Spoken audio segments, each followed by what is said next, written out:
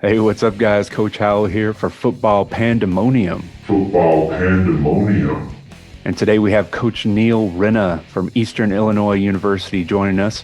He's going to talk to us about the shield punt. Let's get to it. Well, today we have with us Coach Neal Renna, the safeties coach and special teams coordinator from Eastern Illinois University. He's going to talk to us about the shield punt. How are you doing today, Coach? I'm great, Coach. Appreciate you having me on. I always love talking about punt team. Yes, sir. Thanks for coming on. This is awesome. All right, we can go ahead and get started here. Let's go right to the first side there. So I'm not really a really big guy on throwing 5 or 6 slides of philosophy on a screen because I'm very conscious that, especially when you're presenting to kids, that you're only going to have their attention span for a limited amount of time. So you need to tell them the absolute core things that they need to remember. Just the normal human mind is capable of about holding 3 or 4 things in the working memory at one time. So when you're giving coaching points, they need to be quick, they need to be concise, and they can't be a long list of things. So I'll have like packets for coaches to go in depth on schemes and blocking and all that. But for the kids, I really try to less is more, and you have to work really hard at keeping things simple, which is basically my philosophy of building a punt team. That'll make sense in a second here. So the first one is simplify scheme. So I said we're very hard at keeping things simple. There's 2 directions for our punt team. Green is right and gold is left. For the front line, green is green is green. For the shield, green is green is green. Gold is gold is gold. It's all I have to know. There's different formations, adjustments that you can do, but you're only capable of doing that if you simplify the basis of the scheme. The other one that's a big one that I learned from our head coach here and now carry with me forever is maximize coaches' skills. What I mean by that is we're a zone blocking team up front on punt. So myself, D-line, linebacker, safeties background, I've never once ever taught a kid how to block anybody. So I'll go up and do the front line. I'll understand, okay, we want to step to him, want to get our thumbs up. You want to put your face mask on his face mask. But I don't know anything about having a positive first step, gaining ground, squeezing your left big or squeezing your play side big toe. But offensive line coaches do. So you use those guys to coach your front line defenders on the punt team. The same goes with the gunners on punt. We call them ends. So those guys' world is getting off of basically a hold up, which is more or less press. So use your receiver coach, and he can teach the same releases the receivers use, the same verbiage. Most of the time, those players are receivers anyway, or they're defensive backs who will get value in learning how receivers get off releases. The next part, linebacker coaches have them teach the button press, the third phase of the kickoff in the combat zone. All that is getting off blocks. Who better to teach to get off blocks than the linebacker coach who does it every single day? And then the corners coach working with your PBR punt block return team ends to press those corners out to the line of scrimmage. That's their world. So let your coaches coach. And then the other one is running backs for the shield. Just briefly before this, we talked about most of your punt blocks. I'd say that's just general watching our opponents, 60% of those punt blocks are going to come inside the shield. So use your running back coaches and teach them to protect inside out like you would in the passing game. Again, a safeties coach, I wouldn't know anything about protecting inside out, but your running back coach has seen that, so use him. And then play hard is a non-negotiable. You have to have the ways to motivate your kids to play hard. I was lucky. I had a phenomenal special teams coordinator in college. He's the head coach at Wilmington College in Ohio now.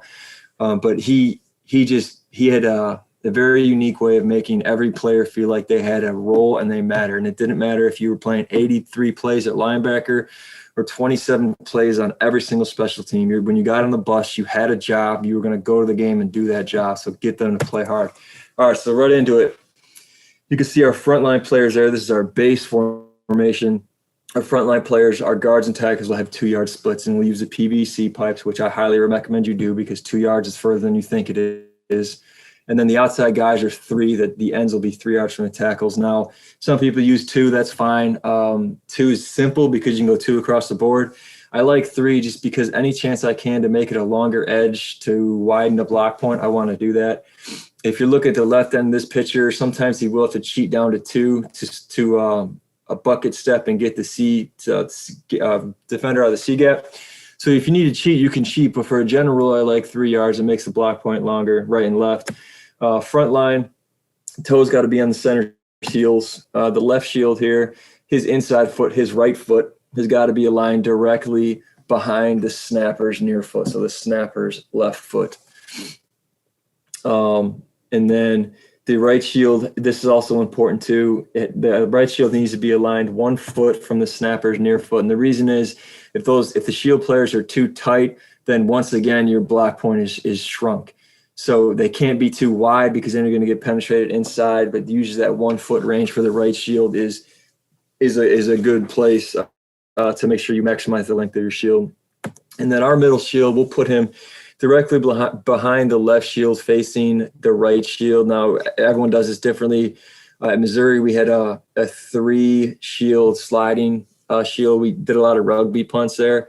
That's not something we're going to utilize quite yet here. The reason we're doing the hinge in is because it makes the kick point a little more consistent than it would where you're doing a sliding shield. Some teams will have the middle shield face the left shield and just slide in. That's fine too. But the reason we did the hinge is just because it's going to make the kick point more consistent. And we'll get to it in a second. I can always say the kick point is the call side hip of the middle shield. All right, so stance. This is all offensive line stuff, and you can't get sick of it because it's the single most important thing your frontline players will do. And it's where I think we have our greatest advantage is because of we have a head coach who's an O-line guy, obviously an O-line coach and O-line GA. So we have a bunch of guys that can help teach this. So square stance, your feet cannot be wider than your shoulder pads. If your base is too wide, you're not going to have a positive first step. If you don't have a positive first step, you're not going to get to the defender in your gap. Your weight on your plant foot, squeeze your big toe. So when I do these presentations, I always like to, whether it's coaches or players, we were doing all these on Zoom in April. So I would tell the kids, just everyone pretend like you are the left guard. The snapper is just to your right. So if we're going green, you want to have weight on your plant foot big toe. So that would be your left big toe. So when you squeeze that toe, it's impossible for you to have a false step because you're thinking about where that first foot's got to go. So weight on your plant foot, squeeze your big toe is a really big point that we emphasize a lot. If we were going gold, it would be just the opposite. Now you're going to squeeze your right and you're going to have a positive first step to your left. Hands on your thigh boards and your elbows are tight sewn to your jersey. Your knees are bent and your chest and your eyes are up. Now I like doing this with the kids also, just presentation stuff, because I can control what they see. If you have everything on the screen at one time, kids' eyes are going to wander, but when you dim them, you can control what their eyes see. That's what happens when you're a GA for 7 years and you do presentations. You learn little tricks, that and Visio. All right, so what we do is we're going to identify the threats in our gap. Again, we're a zone team, so you could have 1 defender, you could have 2 defenders, you could have 3 defenders in your gap. First thing you need to do is identify who's in there.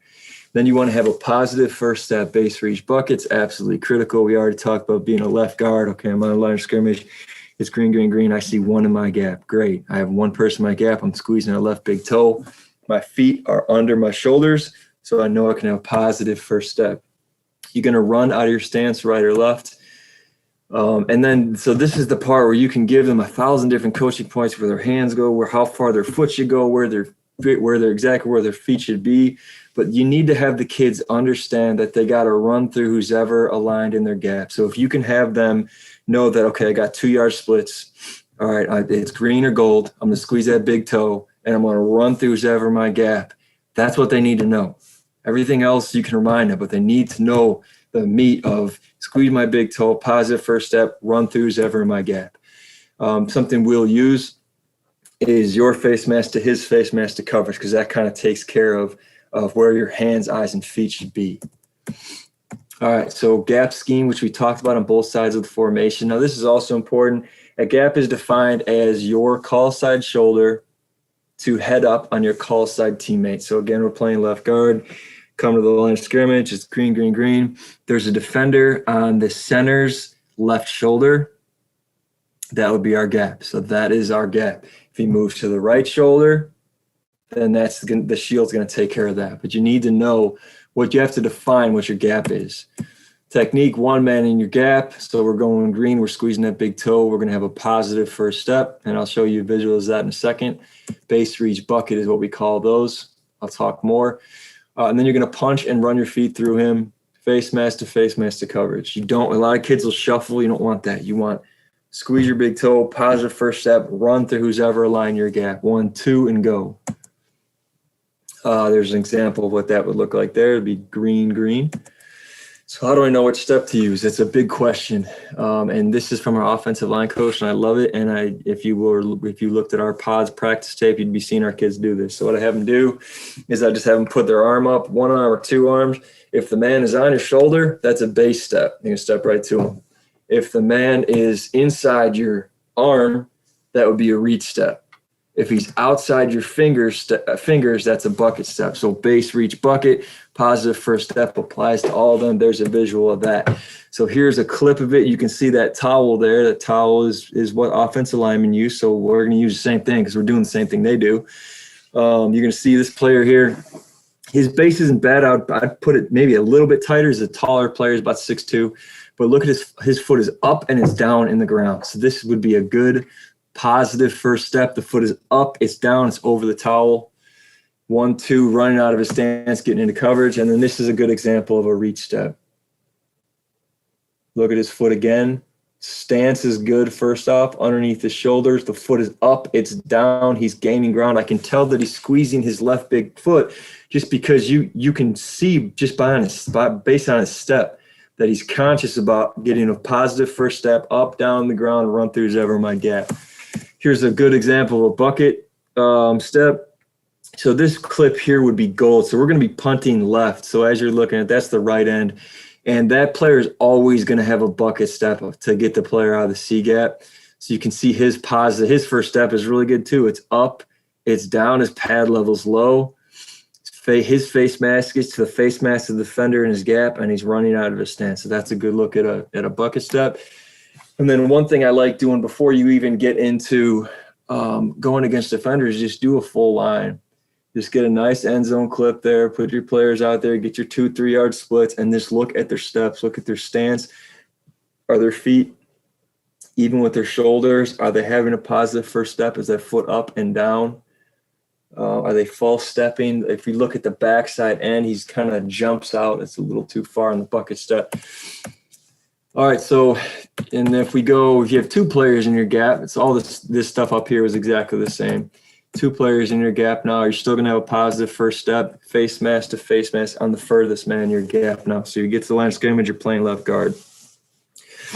You look up, here's 2 players in the A gap to you. You know that you got to get your face mask to the face mask of the furthest man in your gap. Now you can tell these kids, if you can't get to the furthest man, get a pinball. If you do that though, you just got to be careful because they're going to try to pinball everybody. If you tell them to get to the furthest man, that pinball could happen naturally.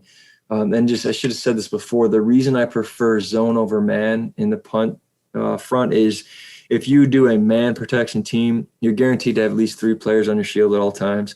If you do a zone protection team, you can get that number down to 2. More times now it's 3, but if you execute a good zone step, you could only see 2 players on your shield. And I also think it's easier because if I knew I was playing a man team, I'm stemming my front around. I know they're counting before the snap. So I just think it's easier to say, all right, this is my gap, and just coach it. It's clean. So that's a look at that. Be a bucket step to the furthest man in his gap. There's that visual again.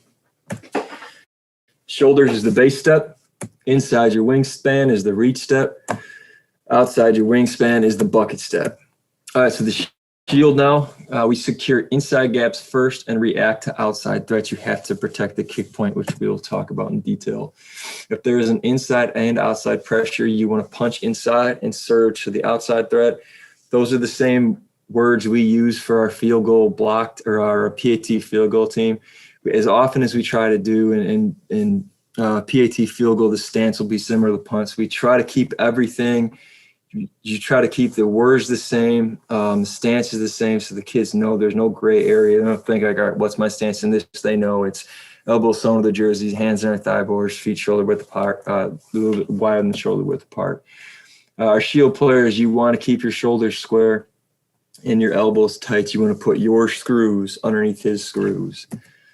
Keep your feet and eyes active. We play with hot feet, and a lot of teams don't do that. It's not something you have to do. I think about when I'm coaching safeties in quarters, I want to get their feet moving as soon as number 2 is off the ball. The same thing with press. If you're pressing a receiver, you want to have hot feet before you step either right or left, because if feet it gets your body moving. So I think hot feet is good for the shield guys. You want to step to contact, stay firm and square. Don't want to turn your body. You're going to see that frequently. If you see punts blocked, it's usually blocked in the A gaps, and you're going to see at least one of those players turn their shoulders. So again, I talked about trying to keep things simple. Green is green, gold is gold. Green is obviously right, gold is left. You want to let the ball cross before you hinge in. So this is an example of the sliding shield, snap, and then step in. We're going to hinge in, but only after that ball crosses. That would be the kick point there, emulated by that red star there. That's where we want the punter to kick the ball. Because if you're looking at this picture in green, you know the rush side is now the back side. So it's going to come from where the left shield is. So that kick point is important, because if it's not to the call side hip of the middle shield, it's a yard closer for that outside rusher. Gold, punt to the left. So operational times is, we'll buzz through this real fast here. Usually our operation time, if we can get that within 2-2, I think that was really our spring times 2-2. I was happy. Didn't have any punts blocked in the spring. So, as you get better, the closer you can get to 2, the better. But our hang time goal would be relatively close to 40 and 4. And then we want to place the ball on the top of the numbers to the call side. Total operation time is 6 seconds. You'll be safe. But you have to give, and don't get caught too much up in these times, but it's important to give your snapper and your punter goals to hit, because if they don't have an operation time, and I send these guys the times after every practice, they don't have a goal to hit. So they have to have something, because if you're not snapping and punting the ball, then it doesn't matter how good of a base reach bucket step team you are.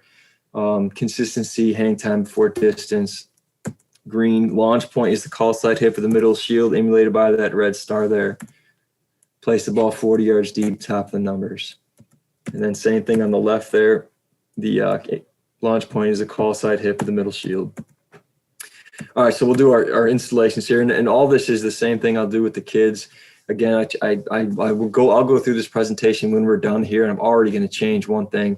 So every time I do this, I find a word I can take out. I find something that makes it stronger.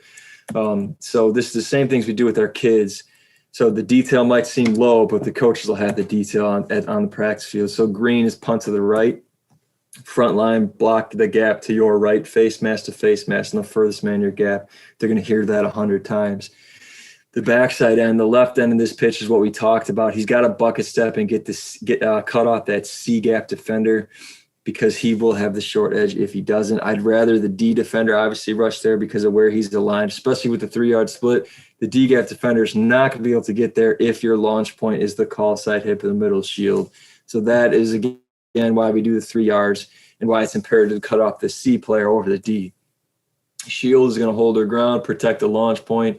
Bodies will use O-line, D-lineman for the shield, bigger tight ends if you have them. Front line, I like using linebackers, safeties, receivers. I like speed up front there, but you have to have guys you can trust that are going to step correctly. And then punter, we talked about 40 yards deep on the top of your numbers to your right. So here's a good example here. And I use this example for a couple of reasons. It's a pretty clean look at it film-wise. But the other point is, if you just look at the left guard here, we're going to look at the left tackle, number 3. Watch his first step.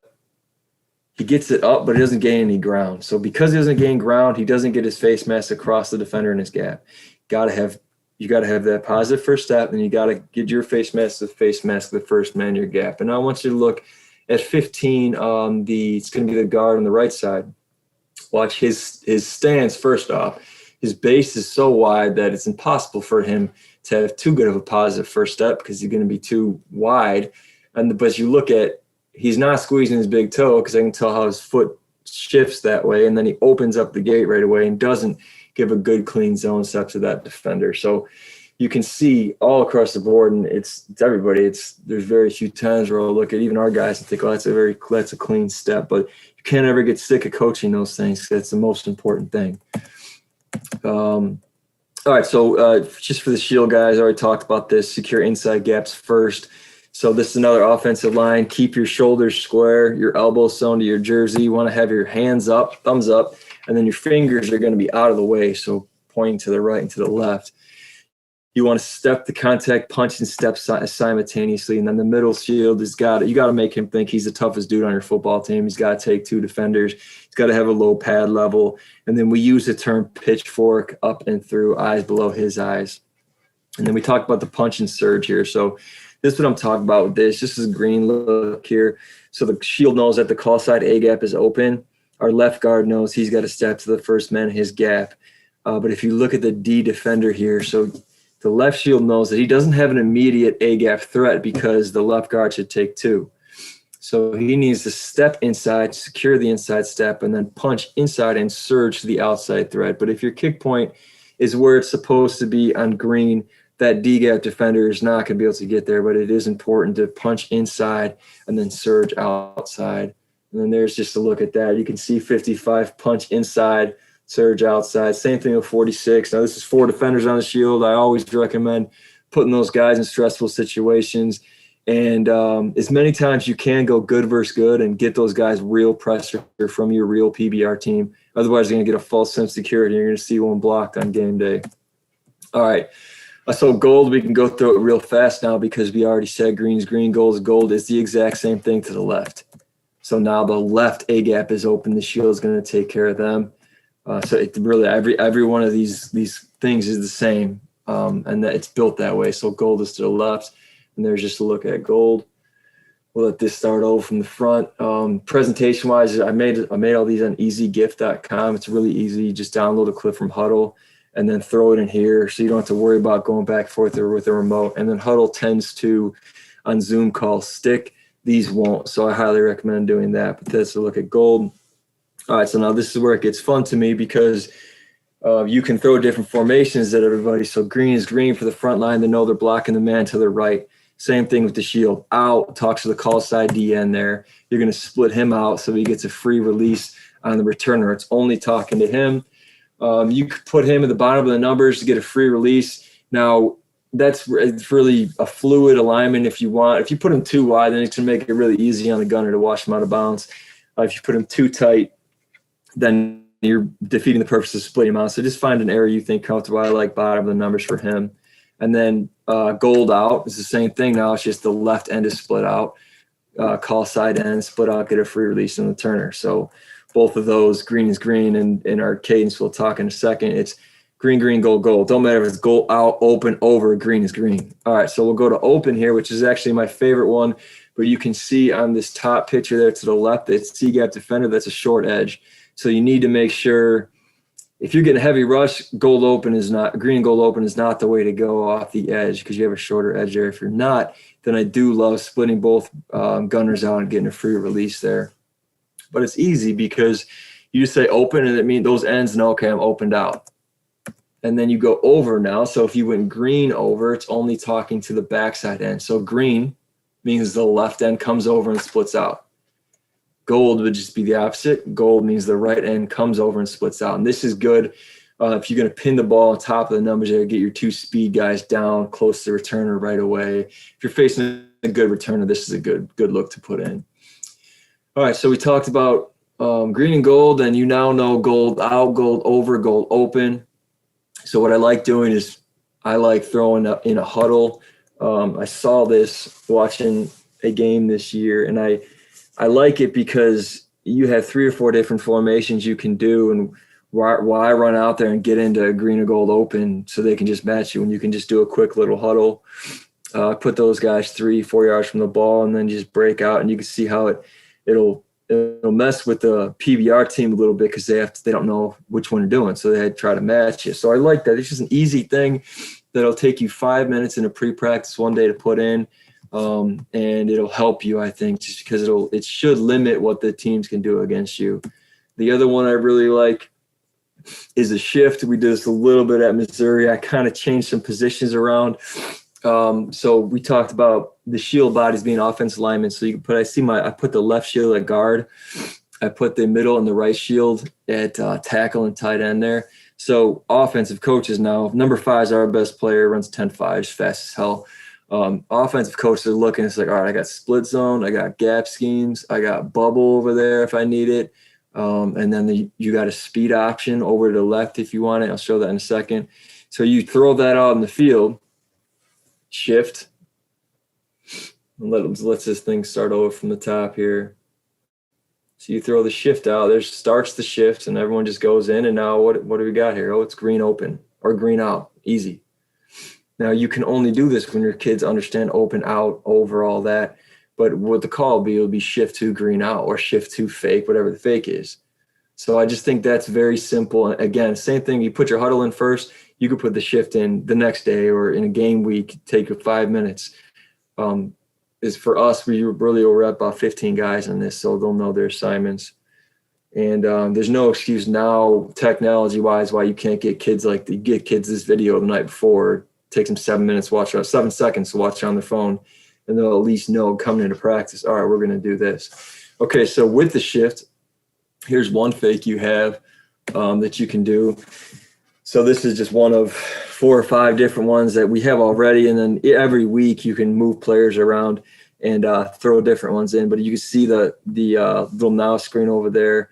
This would obviously be a power look. You can run split zone. And the other one is with the punter release into the left there, you could very easily snap the ball to your fastest player on the team, that left end, and then speed option that defender there. Then you also have the slant there. So there's a million things you can do, or you can just kick the damn ball and not worry about any of it. But it's going to make them prepare for things. And it should, if you got a team that's rushing a lot, I'd be reluctant personally to rush if I knew that you had all these things you could do. So here's just a look at the power look for you. Again, their offensive linemen, you put in the positions there. So this is obviously walk through tempo in a practice, but if it's 4th and 2 on the 40-yard line and I get the ball, the best player on our football team, I feel pretty good about our odds there. All right, so then cadence we'll use. This is just real simple. I used to do like overload right, overload left, but I took all that out because I don't want them thinking too much. Just want them to get to the line of scrimmage and say green, green, prime, gold, gold, prime.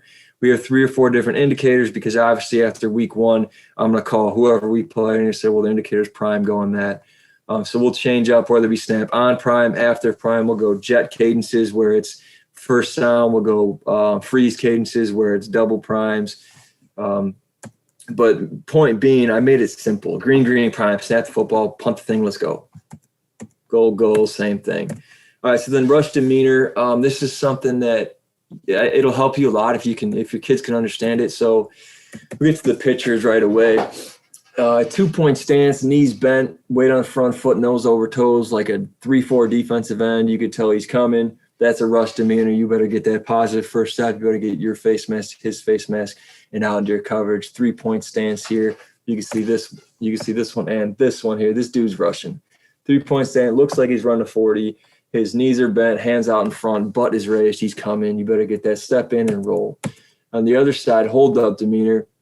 If you know the man is trying to block you, and I'd say that you're going to see more of this than you will rush, it's going to help you because you know, all right off the bat, I got to get my shrug release or I got to get my arm over. Use your D-line coach to be another really good guy to teach releases because that's also the world they live in. But if they know, okay, this dude is he's in a 2-point stand, his feet are square, he's staring at me, or they're stemming around the line of scrimmage, then you know you're getting a hold up. So right when the ball is snapped, hit him with an arm over or hit him with a jab away, whatever you want to hit, but get out of your coverage. So if you know what they're doing, it's going to help you. There's another look at that. My man's hands are on his knees there. Everyone in the free world knows that he is going to hold up the man. He's either going to check the kick or hold up. All right, so we're going to jump into our coverage. Now, this is the third phase, the third install we do. Coverage is very important to me. I think it's something that if you're not sound at, you can get beat on, and you can't afford to give up yards in the kicking game as good as offenses are today. So the coverage drill, it can be very complex. You want to make it complex, but you have to work as hard as you can to keep it simple. So I always try to do what, how, and why. So the what is be aggressive, take shots on the returner. It's generally my philosophy for football. I don't teach come to balance for safeties, for the L2s on kickoffs. I don't want them thinking, reading, seeing. I want them to play as fast as they can. I want them not to be afraid to make mistakes. And if everybody on the field is playing fast and running, you're going to cover up for any mistake you make. So I tell the first two down, be aggressive and take shots in the returner. You want to cast a net around them, and you want to converge on the ball. So this is the visual I'll use to teach them that. You see the right end, left end, first players down, take shots. The snapper, if he can go get nose on the returner, that's great. Sometimes those guys are athletes, sometimes they're not. And then you can see the landmarks there, the X's. They have to fan the field first, because if you run straight to the returner and he hits you with the field return, you're going to be sorry. So you need to fan the field first, and then you slowly converge on the returner. And then the how. So the left end, right end are the two best players on your football team, and I would recommend not using the same two guys all game. If you have, especially at the college level, it's easy because those guys are usually seniors, and they know that if they want any chance of playing the NFL, they have to put elite special teams tape together. So it's not a lie. If you're a 1AA player, you're going to play in the NFL, you better be the best gunner in the conference, because that's the first place they're going to look. So I'll rotate our 4 to 6 best players. All right, you take this one, you take that one, you take this one. It keeps them fresh, and it makes them compete against each other too. So their jobs is nothing more than to eliminate the vertical return. We teach crossing the face of the returner. I'll get to that in a minute. And then your guards and tackles are the next 4 players down. Those are your alley and contain players. They fan the field, bracket returner, and take the air out. And the shield and punter are the last players there. Pretty simple. The left shield goes wider than the widest to the left, right shield to the right, wider than the widest. The middle shield is going to find the ball carrier and go to the right of him. And the punter is not going to sit there and stare and look at it like a home run. He's going to go to the left side of the returner. Keep the ball on your inside shoulder, squeeze. I don't ever want them making tackles, but you need to have them as a safety net. So this is a great picture of it. So you watch the first 2 players down, take shots and miss. Great. You did your job. Miss the tackle, but look at the next 4 players down, because that returner had to step left and right. He can't go vertical. So he stepped left. All that did. Same thing as spilling the ball on defense. It's getting everybody time to get there. So let those dudes play fast and aggressive. First off, it's fun. Nobody wants to hear the come to balance, stop. Let them take a shot. Let them try to make a highlight play. Shot, missed, but the next 4 players, that's the best look at a conversion on the ball that I've seen. All right, so then, so we'll talk about the outside guys first, left and right end. We've said it 100 times to the ball player. When you're one-on-one matchup, it's our best player versus their best player. I'll put up whoever their ends are on punt team, their pitcher, and then the pitcher of our guy, and say, if we're going to win, you got to beat him. Make it personal. You have to beat him. It's our best player, you, versus their best. Play aggressive, take a shot, and just we'll have them cross the face of the returner just to make the dude move right or left.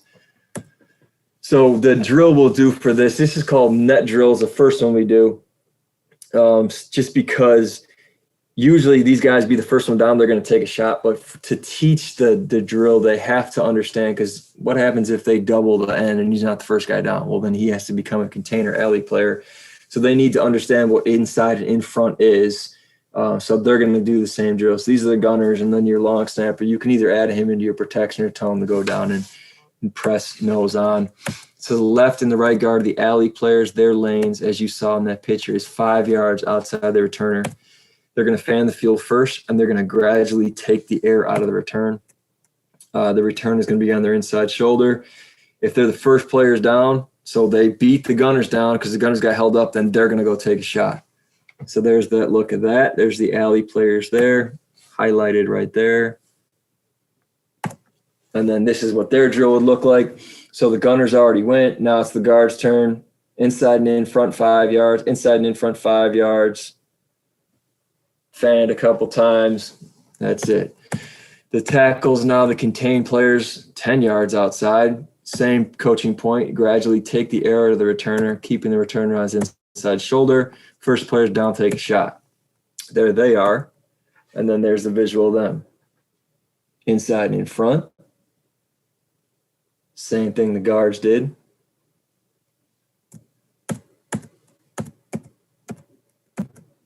All right, so now this is a look at all 4 of them here, how it should look. So you see the first 2 players down here. Your gunners take a shot and miss. But as you let this load a couple times, you're going to see the first 2 players there just hitting the 40. Then you're going to see the next 2 fending outside of them, 5 yards outside of them. So watch it again. Gunners are gone. You see those next 2 players and then the next 2. So they took their shot, and then the next 4 players down created that natural net. You have your alley and your contained players. So these guys, we talked about this already. The left shield contained to the left, right is to the right. The ball can never get outside of them. Middle shield, fill any open gap to the right side. Punter, fill any open gap to the left side. And then this is what their drill will look like. They'll be the last ones to go. Watch that thing. Wider than the widest, and their grabs are going to squeeze it too. Now, these are slugs, or offense and defensive linemen, so take it for what it's worth. You still have to fan the field in case they were to get outside of your container alley guys. All right, so this is the stack net drill, and this is the last thing in the presentation. So we'll do the regular net, and then ultimately you want to get into this version of it. The first 2 players down are going to take a shot regardless of position. Now, because everybody now knows inside and in front what that means. The next 2 players are alley. The subsequent 2 players become the contained guys. Punter and shield do what they do. So there's a look at this one. You'll see the ends go. Take a shot, and then right now there's your guards and your long snapper. A long snapper you can use, you don't have to. So you can also do it where you send the guards first, and then you send the ends. So then guards will take a shot, and the ends know they fill off of them. So that's going to be your fluid coverage team. So you put your regular net in, and then you'll put your stack net in. And then stop my share. There's another one teams will do too, and it's good. I've seen it. We did it last year too, and a friend of mine does it, where you just do like the ring around the rosy look, where you run around a pop-up bag, and then all 4 players roll out, and then you do the same thing. The first 2 down are the shot, next 2 are the alley, next 2 are the 4. So there's no right or wrong answer for coverage. Just you got to pick one, and you got to believe in it, and you have to be intentional about repping it, and the what, how, and the why, and the kids will get it. So that's the punt presentation. I'd be absolutely happy to share any of this with any high school coaches that want to learn it. The reason I do it is because I told you every time I do it, I learn something. I see something I'll do better, and I believe in it. I think it helps, and I'd talk about it because I like it. So I'd be happy to share it with anybody. Awesome. How fast does that installation look like from practice 1 to however many practices it takes to install that whole thing?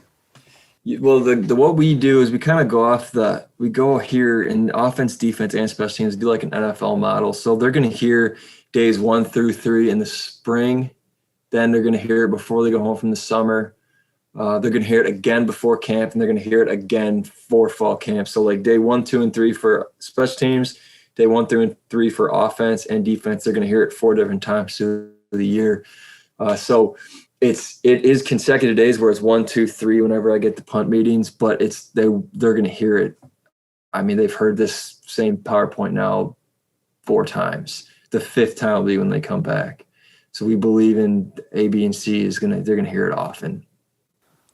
All right, awesome. And then one question I'll get a lot is like meeting time.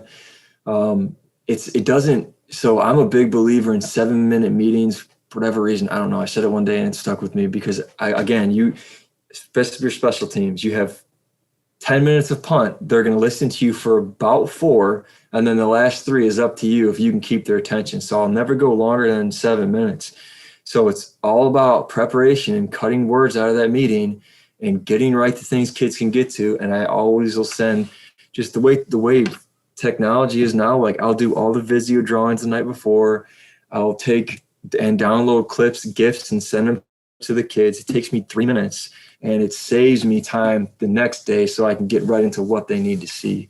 So it's like anything. I go 7-minute meetings. So people always say, well, you get a bunch of time at college. Well, you really don't, because you got to follow the 20-hour rules, plus that counts all your offense, defense stuff. And you better believe as a safety coach, I'm going to use every second I can for those guys. So you have to get creative and find ways to get these kids' cell phones, and they'll see and say, all right, I got to know what I'm supposed to do.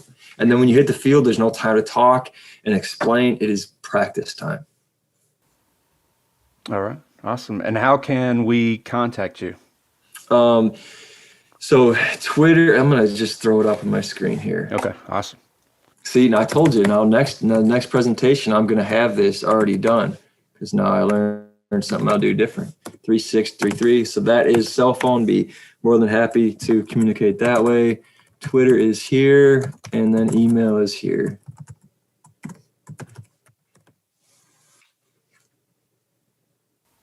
All right. Well, thank you very much for joining us today, Coach Renna, and good luck this spring at Eastern Illinois. Appreciate it. I'll get with you at some point. We can do the one thing that I can never find enough info on is PAT field goal. So I did some time and just did one that I like and watched a couple different clinics and came up with a PAT field goal one. So I have that, KOR, PBR, whatever you want. So we'll get to it eventually. But I like doing it. And if any coaches want to hit me up individually or set up a Zoom with your staff, I'd love to talk to whoever. Awesome. Thank you very much, Coach. Thank you. All right, I'd like to thank Coach Renna for joining us today. If you'd like to contact him, his information is on the screen. We'll see you next time.